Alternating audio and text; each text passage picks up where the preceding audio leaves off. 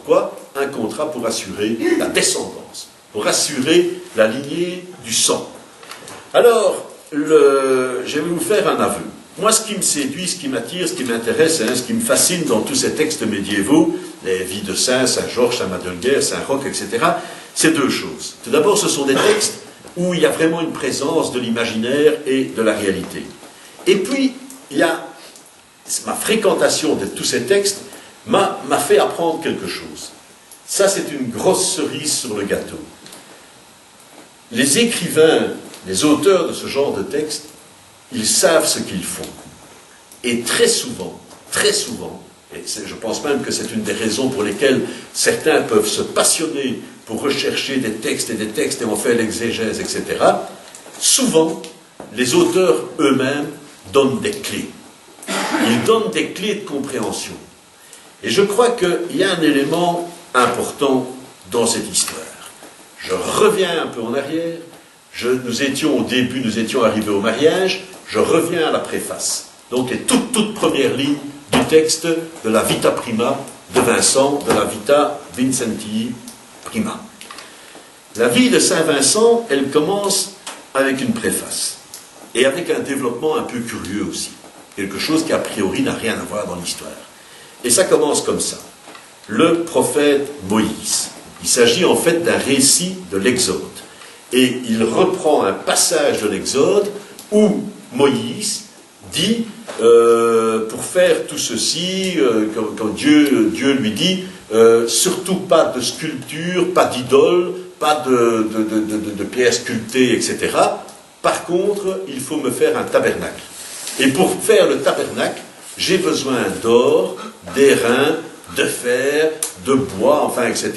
Et il y a tout un ensemble de prescriptions pour savoir comment le coffre du tabernacle doit être fait. C'est un peu étrange, ce rappel-là. Alors, qu'est-ce qu'il dit? Il dit, je voudrais, pour réussir ce tabernacle, donc dit Dieu dit, il faut de l'or, il faut de l'argent, il faut de l'airain, il faut du fer, il faut des fils de lin double et d'écarlate, 2 fois teint, 2 fois rouge. Ça n'a l'air de rien. On se dit, tiens, Dieu veut des tissus 2 fois rouges. Il faut savoir que le rouge est la couleur la plus chère à l'époque. Et donc, quand vous mettez ensemble l'or, l'argent, l'airain, le fer, les bois, les tissus de lin double, le prix à payer pour avoir les couleurs, les teintes rouges, etc., ce n'est plus rien, c'est pas rien. Et alors il dit, et je veux aussi des toisons de bélier teintées en rouge, encore le rouge, couleur la plus chère à l'époque, et des peaux de chèvre en ombre. Hein, bon. Et donc, on retrouve ce passage-là au début de la vie de Saint Vincent. Je vous dis ça, c'est pas pour rien, c'est parce que ça se trouve dans le texte. C'est le début de la vie. Alors, pourquoi cela? Ces richesses dont Dieu réclame l'accumulation et la propriété exclusive, ça c'est le terme qui est important. Dans ce passage de l'Exode, Dieu dit, je suis ton seul Dieu, je suis le seul Dieu. Je ne veux pas d'idole à côté de moi, je veux rien. Ce que je veux, c'est l'or, les couleurs rouges, le pourpre, etc., pour mon tabernacle qui doit être fait d'une certaine façon, de la façon dont je vais t'indiquer. Mais les autres, rien. L'auteur de la vie de Saint Vincent est conscient de tout cela. Et il prend ce texte, le met au début, et il ajoute, pour les docteurs de l'Église, tout cela est fait par allégorie. Ce sont des allégories. Il ne faut pas croire que Dieu a demandé des têtes de bouc et des bazars comme ça. Il ne faut pas croire que Dieu a demandé de l'or, des couleurs rouges et tout ça. Non, Dieu, dans ce texte, la parole est à interpréter comme étant une allégorie. Une allégorie, vous savez ce que c'est? Ça veut dire, c'est une image, une allégorie. C'est quand on explique quelque chose en utilisant quelque chose d'autre. On veut dire quelque chose, mais on ne le dit pas clairement, on le dit d'une autre façon. Oui, d'accord. Mais quand on commence comme ça, on ne sait plus très bien jusqu'où on va dans la compréhension et dans l'interprétation. Et notre auteur, au début de la vie de Saint Vincent, dit, écoutez, notamment, par exemple, les peaux de chèvre réclamées par Dieu, ce sont en fait une image pour dire des mots de louange. Donc je ne sais pas très bien où il est allé chercher cette interprétation-là, mais c'est ça qu'il dit. Et donc c'est assez curieux parce que l'auteur lui-même du texte nous dit, écoutez, ce passage de Moïse est fort important, lisez-le, ne le lisez pas comme étant quelque chose qu'il faut prendre au pied de la lettre, ce sont des images, ce sont des allégories. Et on continue l'interprétation, et qu'est-ce qu'on voit? Que dans ce texte, en fait, il y a un élément clé. Dans ce passage de l'Exode, au moment où Moïse va rencontrer Dieu et va pouvoir recevoir la parole de Dieu, il y a cette histoire du buisson ardent dans lequel Moïse reconnaît la présence de Dieu. Moïse veut passer derrière, et là Dieu lui dit quelque chose. Dieu lui dit, stop, ne va pas plus loin. Si tu veux entrer sur la terre sacrée, si tu veux entrer sur la terre de l'amour de Dieu, tu dois enlever tes chaussures. Et donc, je ne prétends pas que notre auteur a voulu faire le joint. Mais ce qui est extraordinaire, c'est que le joint se fait tout seul. Pour quiconque lit le texte, pour quelque chrétien que ce soit à l'époque, qui lit ce passage-là, et qui se demande tout d'un coup pourquoi il y a une référence à Moïse, pourquoi il y a une référence à cet endroit spécial, et pourquoi c'est justement le moment où il y a le Dieu qui dit, si tu veux entrer sur le sol sacré, si tu veux entrer sur le sol de la sainteté, retire tes chaussures, tu ne peux pas venir avec tes chaussures. Et au même moment, 2 lignes plus loin, il dit, Madelguer, qu'est-ce qu'il a fait quand il s'est marié? Il a donné une bise à Baudru, et il lui a donné une chaussure en signe de dire, ben voilà, le contrat, je le remplirai. Donc, c'est une lecture que je fais. Il y a d'autres lectures possibles, bien entendu. Je ne suis pas ici pour imposer mon point de vue. Je voulais juste attirer votre attention là-dessus. Et pour vous dire que cette histoire de chaussures, etc., on la retrouvera encore plus tard. Donc, mesdames, messieurs, un texte comme celui-là, un texte comme celui-ci, n'est pas à prendre avec les lunettes qui sont les nôtres. Il faut essayer d'entrer au maximum dans l'époque. Il faut essayer d'entrer au maximum dans la mentalité de ces personnes, en faisant une distinction au XIe siècle, 7e siècle, etc., en essayant de comprendre que, pour les chrétiens de l'époque, la parole de Dieu a une signification extrême, qui n'est peut-être plus celle d'aujourd'hui, mais qui à l'époque, c'est vraiment quelque chose, le fait d'avoir accès à la parole révélée. Et donc c'est ainsi qu'il faut pouvoir lire ces textes. Donc je vous répète que j'ai vérifié dictionnaire des symboles, lexique des symboles chrétiens, encyclopédie des symboles, etc. À chaque fois que vous avez une référence à la chaussure chrétienne dans ces dictionnaires, dans ces ouvrages qui sont des ouvrages de référence, hein, c'est pas des trucs de Sarma, vous avez chaque fois les 2 textes qui sont mis ensemble. À la fois le livre de Ruth sur le dos de la chaussure, et à la fois le fait que Dieu a dit, pour entrer sur la terre de la sainteté, il ne faut pas de chaussures. Donc les 2 dans l'esprit chrétien sont liés. Alors, on revient à notre histoire, notre mariage, et je vous ai dit que Madelguer avait été fort apprécié par Dagobert, le roi Dagobert. Il n'y a pas eu un problème de chaussures, mais de culottes, c'est différent. Et le roi Dagobert est très heureux. Il est très heureux d'apprendre que Madelguer a quand même accepté le mariage avec Baudru. Donc ça veut dire, c'est pas dit par l'auteur, mais on le lit entre les lignes, donc ça veut dire que ça faisait quand même problème, le fait que Madelguer refusait Baudru.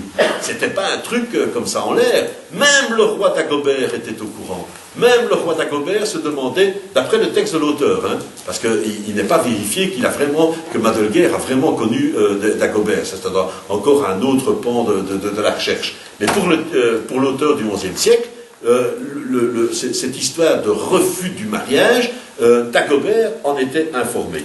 Il va donc remercier Madelguer, il va le féliciter de son choix, et il va dire « tu as fait le bon choix ». Tu as fait le bon choix, celui d'assurer la descendance, etc. Et que va-t-il faire? Il va, là aussi, discussion entre les spécialistes et tout, mais en tout cas, si on reste accroché à notre texte, si on reste dans la lecture de la Vita Prima, Dagobert va lui donner des terres qui se trouvent en Irlande. Et que va faire Madelguer? Madelguer, c'est le jeune marié, hein. c'est le jeune époux. C'est celui qui vient de donner une bise et une chaussure. Qu'est-ce qu'il va faire? Eh bien, il va partir. Et il part avec ses hommes. Et il ne prend pas des soldats, des chevaliers, tout ça, parce qu'on pourrait se dire, tiens, il va en terre. Non, pas du tout. Il prend des travailleurs. Il prend des travailleurs. Parce qu'il va aller construire quelque chose là-bas en Irlande, et quand il arrive là-bas, il est super bien accueilli. Tout le monde reconnaît que, ah merci, donc il arrive pacifiquement, etc., etc. Ça veut donc dire qu'il n'y avait pas de risque. Il n'y a pas de risque, mais il n'a pas pris sa femme avec. Et donc sa femme, il l'a laissée ici. Pendant les premiers moments du mariage, on a affaire à une jeune mariée délaissée. Alors, il est bien dit que donc il ne part pas avec, etc. Alors, là, l'auteur commence un peu à expliquer. J'entre pas dans tous les détails, mais on sent bien qu'il essaye d'expliquer un peu les problèmes. Et certains interprètes se sont arrêtés à ça. Mais enfin, que dit-il? Il dit, son épouse, Waudru, délaissée, est, par la force des choses, inféconde. Elle est inféconde. Ah oui, il n'y avait pas de procréation. Voilà. Je ne sais pas pourquoi je me tourne toujours vers toi quand je parle de procréation. Mais donc, elle est inféconde. Et le texte dit, ne portant pas encore le fruit de l'amour de son Seigneur. Ça aussi, c'est un petit peu ambigu, hein, le fruit de l'amour de son Seigneur. Est-ce que c'est bien Madelguer, son Seigneur, ou bien est-ce que c'est déjà le Seigneur Dieu? Enfin, voilà. Et donc, ça c'est quand même un peu le drame.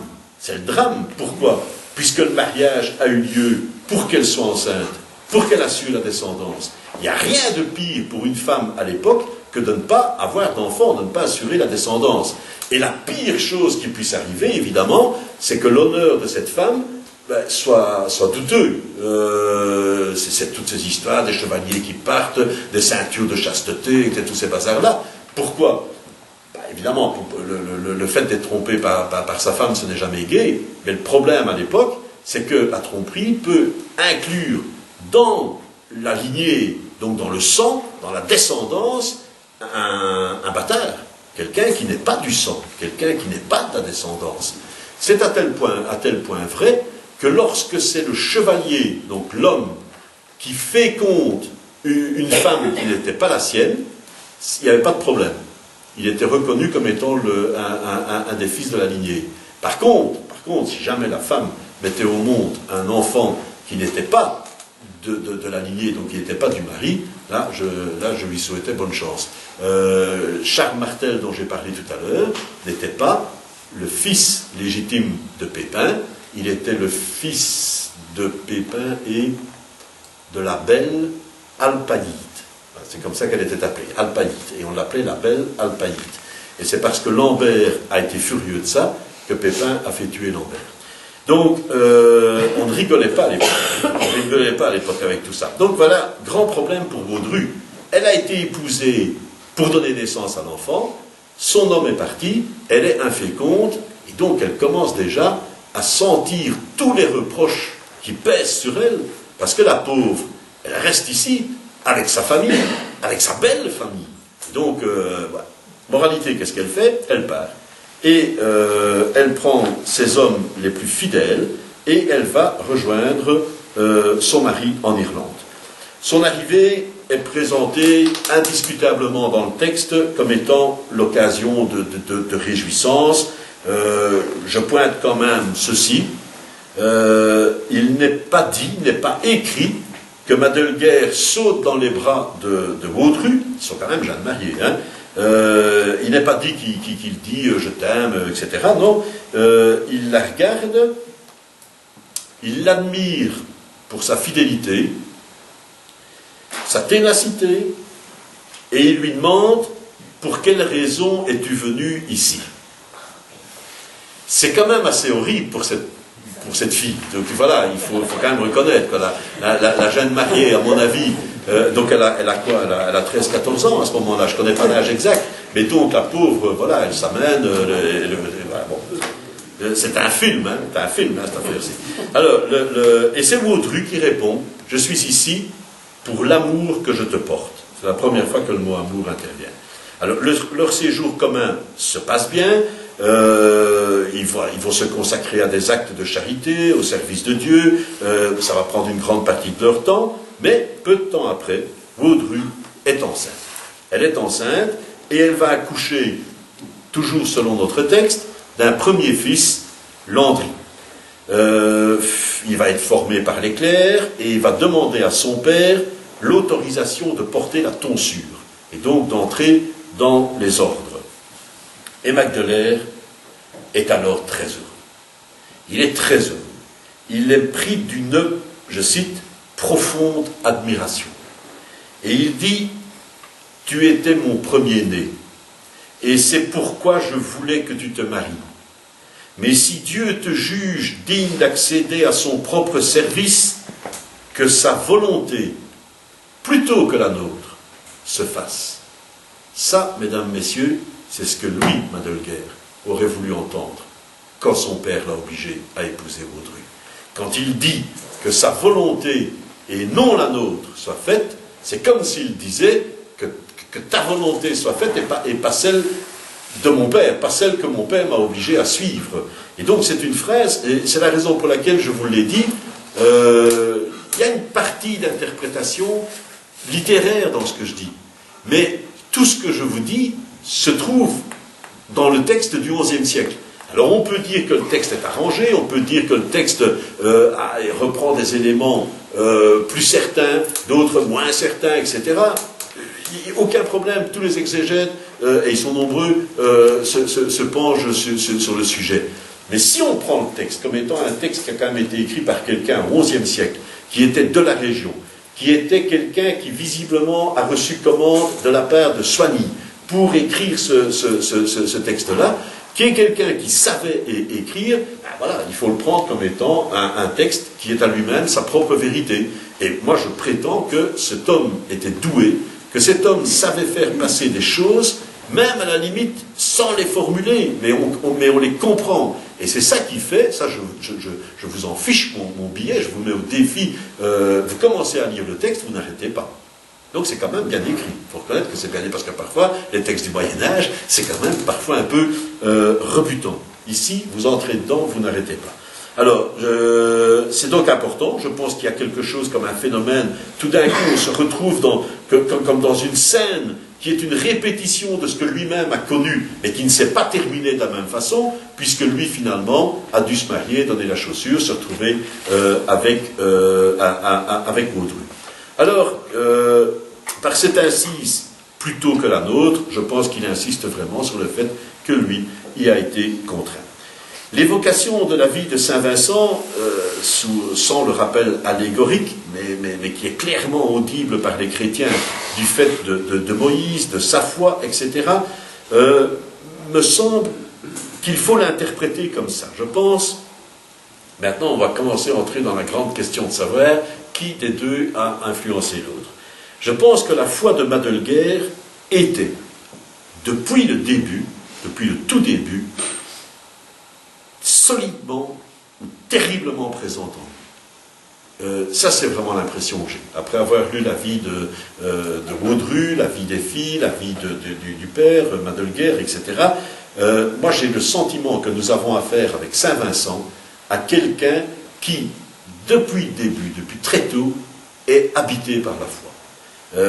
Et il n'y a rien à faire, c'est un sentiment, et je vous invite à relire le texte.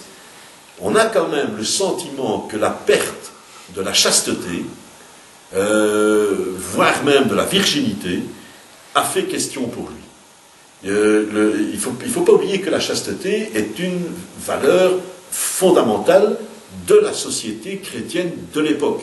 Et donc, si Madelguer est habité par la foi, le problème de la question de la chasteté n'est pas une question accessoire pour lui.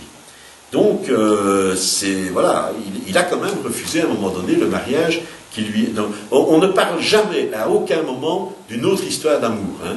Il n'y a jamais à un moment donné un doute sur le fait que, par exemple, Adelguer aurait connu une petite fermière à l'époque ou des choses comme ça, et qu'il en serait amoureux, donc ça c'est pas donc c'est vraiment, je pense, une interrogation par rapport à sa foi et par rapport à la chasteté liée à la foi.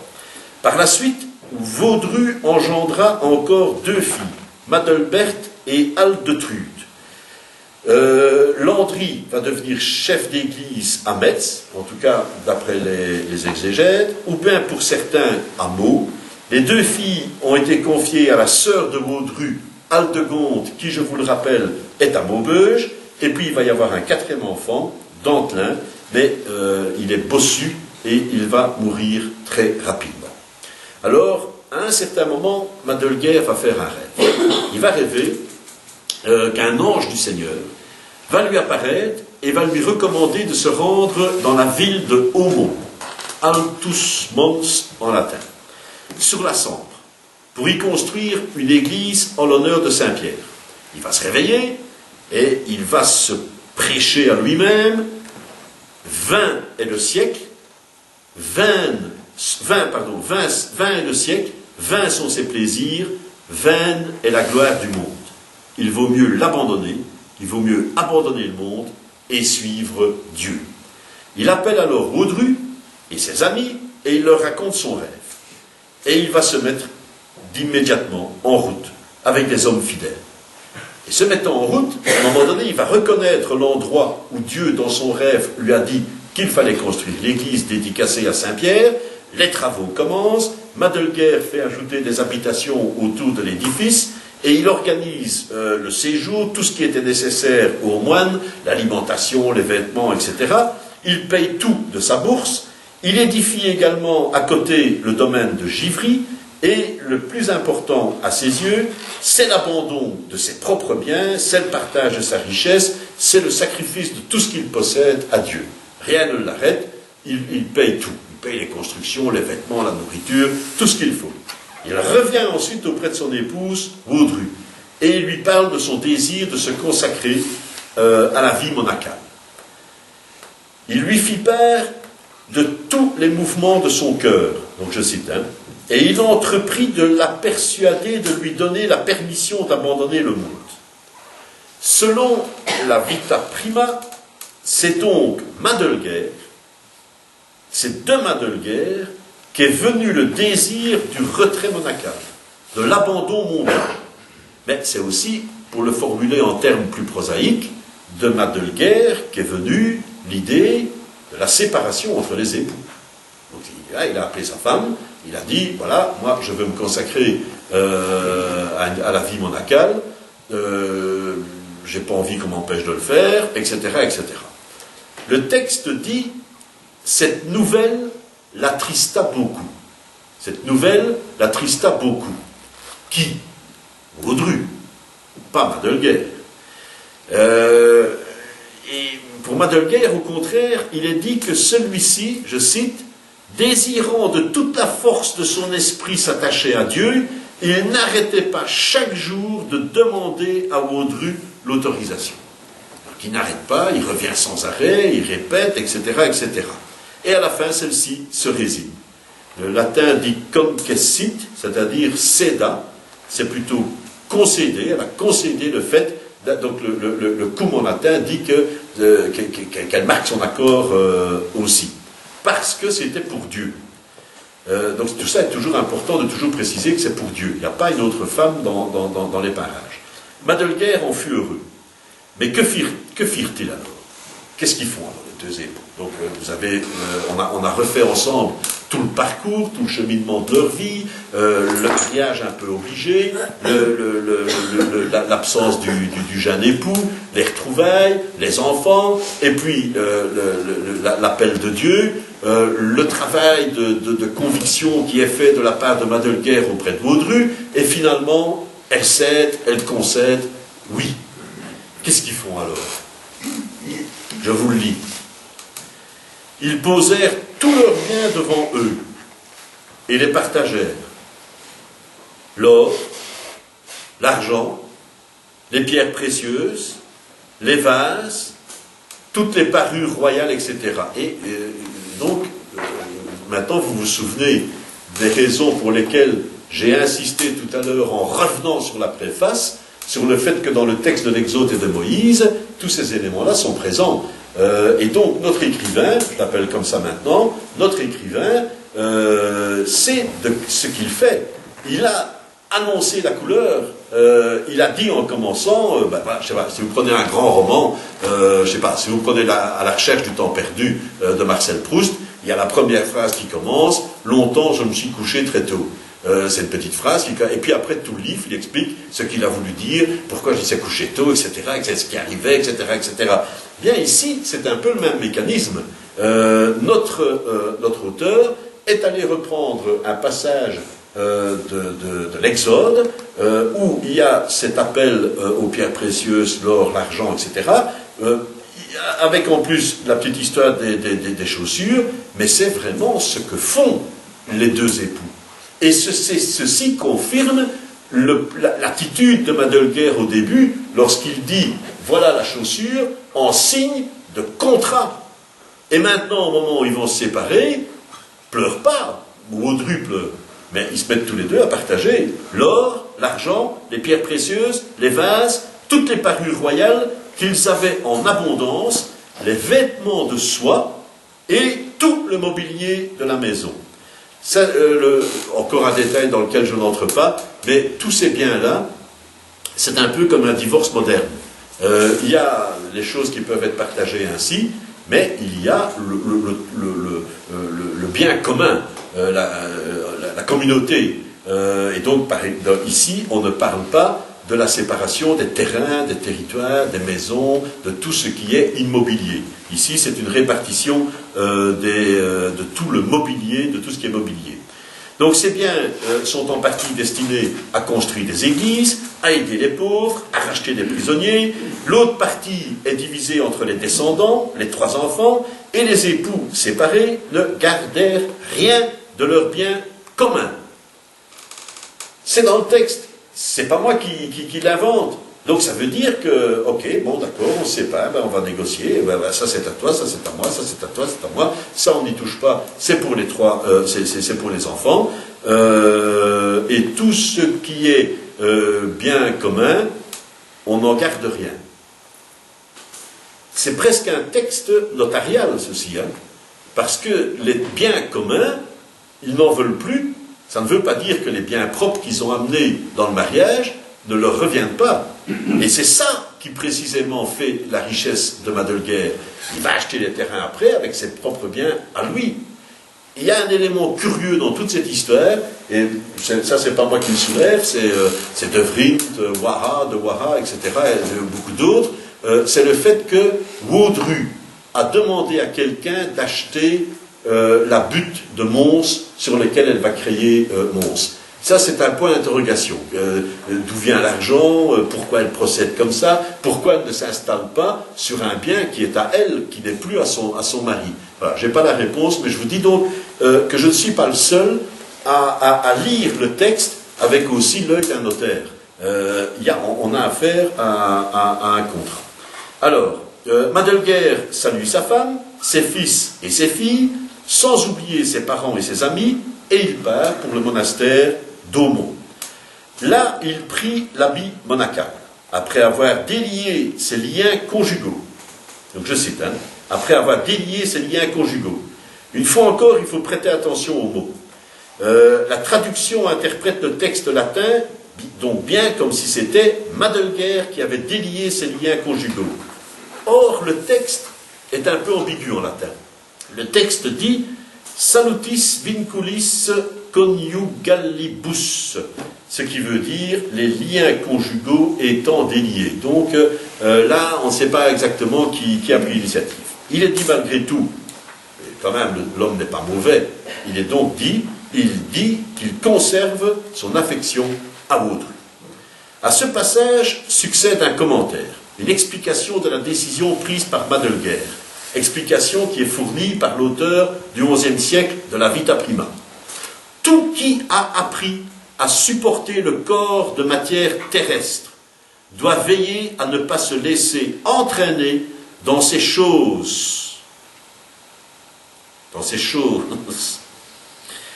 hein Gérald, qu'elles sont terrestres et amies de cette chair, parce que manifestes sont les œuvres de la chair pleines d'une pureté et d'injustice, elles polluent et salissent l'homme qui les a souvent fréquentées et elles le destinent aux dernières extrémités.